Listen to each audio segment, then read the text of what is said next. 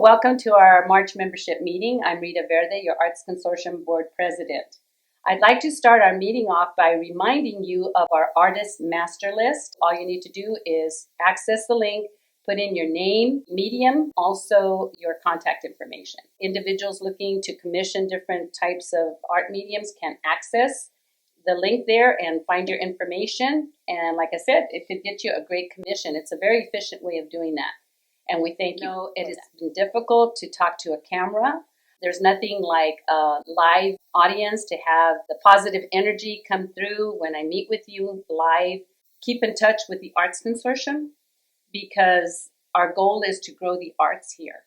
A community is healthy because of the arts. That's my personal opinion. I think that there's healing that occurs as a result of growing the arts. There's a real healing, and right now we need that. We appreciate all of your support that you have given us by tuning in to our videos. We ask that you continue to do that. I'd like to tell you that if you have any announcements, to please make sure that you submit them to hello@artsconsortium.org.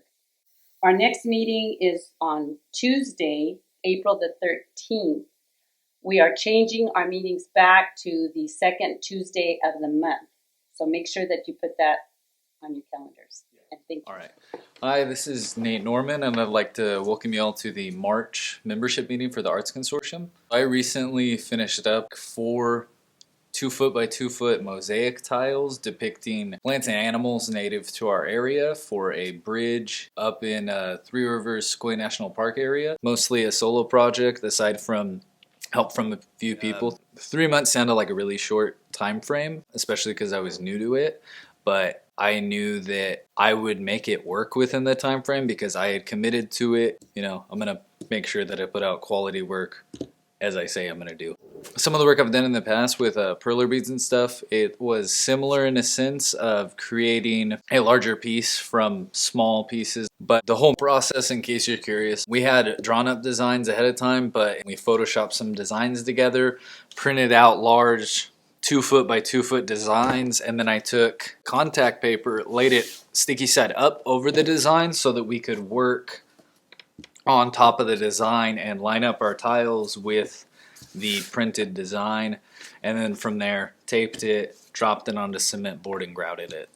My first thought was, hey, let's throw the tiles on the ground, break them up, but looked into it, that's probably a bad idea due to chipping, so we used special tile cutters. If you get used to them, they're pretty precise. You can get curved edges, straight edges, and they really help to shape the designs of the animals and the backgrounds. I would probably, going forward, invest in some sort of bench grinder or something to sand down tiles a little more precise than what we were using. We had sort of a sanding stone that was not very efficient. That was a huge pain. Then we used a thin set grout that we got at Home Depot that was rated for the right weather conditions. The way I grouted was I had all my designs laid out. We put a really strong tape on top, specifically for mosaics, so that way we could drop it onto a grouted surface. So with that, moving a 2-foot by 2-foot mosaic pattern with tape on top, you get one chance to drop it onto your grout because it's stuck. So we ran into issues with undergrouting and overgrouting on the first couple attempts. So we had to make it work where we, after it was placed, we grouted from the top, and it was a huge mess. Let it dry a little bit and then cleaned it up, polished it, and just made sure that it was nice and uniform throughout.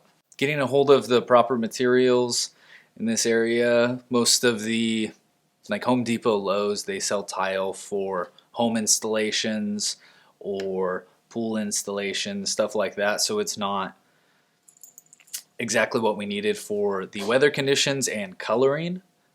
And then the grouting gave us a lot of issues too, but managed to work through it and still knock this out in the time frame. I think my favorite, it was actually the first one I finished, was the Woodpecker. It probably gave me the least amount of problems, and I was the most excited to work on that one.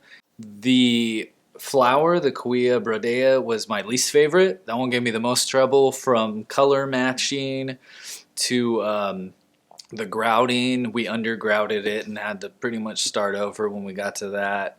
That one was just a huge pain. The turtle that they asked for to be done, it was kind of a bland color scheme. It was just a turtle with brown, different shades of brown, so I wasn't too excited about that. But I think that the way we sort of outlined the shell with different shades of brown and then really made the background pop with different shades of orange, green, and then the shapes in the sky were mostly square, sort of made the turtle stand out a little bit more, and it came out better than I expected, that's for sure.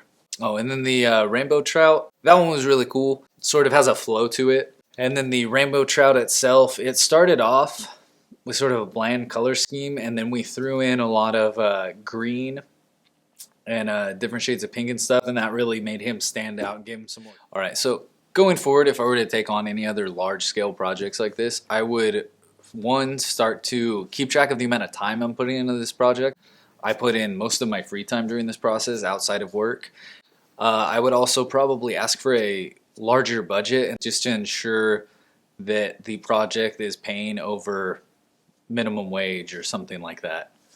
Unexpected expenses came up, like the supplies. They were a little bit more expensive than I was hoping for, so that cut into what I'm taking home from this. So this was a huge project. I was probably in over my head when I took it on. I would like to thank Ampelio. He helped me with a lot of the backgrounds and planning and really put things into perspective and made this happen. Thanks to my girlfriend Bridget for helping out with some of the tiles. And then thanks to my family for letting me use their garage for the past 3 months so they couldn't even park their car in there. So if you'd like to see more of my work, go ahead and check out Starving Squid on Instagram. If you don't have Instagram, it's instagram.com/starvingsquid. If you're interested in any commissions, I have a lot of porcelain tile left, so if you want a mosaic, let me know. I need to get this out of my garage.